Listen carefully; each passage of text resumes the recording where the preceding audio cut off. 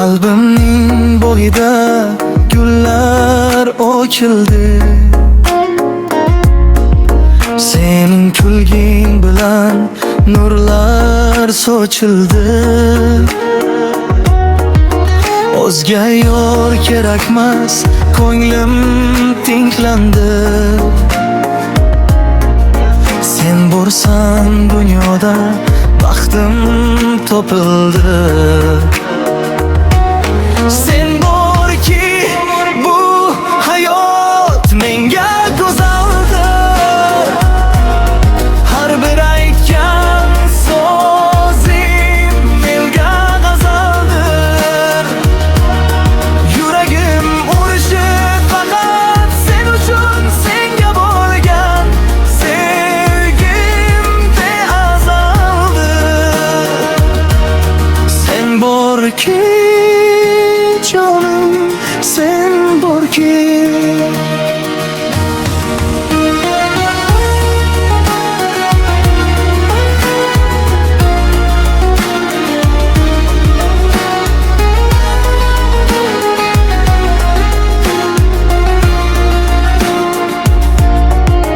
Kuyga solay senin har bir kirdiging. Menga kerak emas dunyo boyligi. Sening borligingdir qalbim boyligi. Yulduzlar ichida o'ynasam deyman.